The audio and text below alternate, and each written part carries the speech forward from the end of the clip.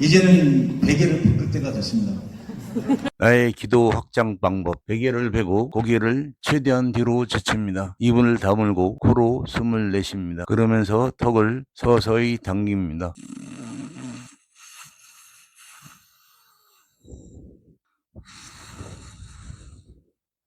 이 지점이 저의 확장된 기도입니다. 턱을 앞으로 더 당기겠습니다.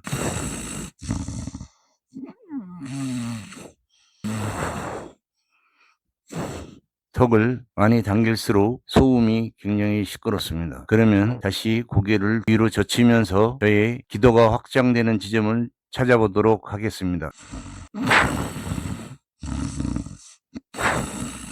이 지점이 저의 기도가 확장되는 지점입니다. 들숨과 날숨이 방해 없이 원활하게 소통되고 있습니다.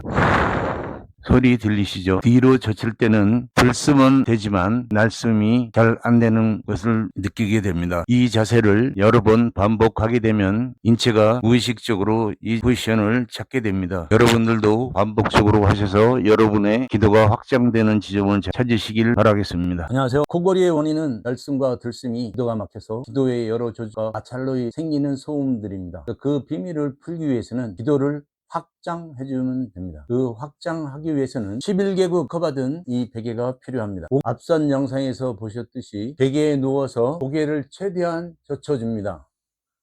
이때 입은 다물고 코로 숨을 내쉬면서 날숨이죠.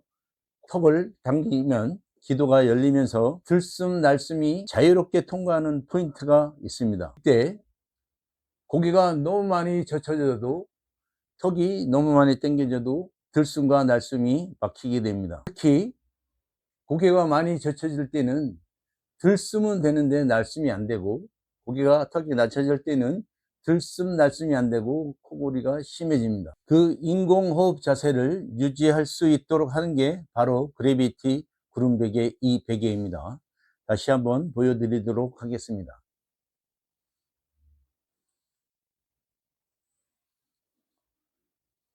적절한 높이와 머리 닿는 부분은 최대한 낮춰서 인공호흡 자세를 만들어주고 유지할 수 있도록 만들었습니다. 모쪼록 각각의 개인의 기도가 확장되는 점을 찾아서 조용한 밤, 편안한 밤, 고요한 밤, 거룩한 밤이 되도록 해주십시오.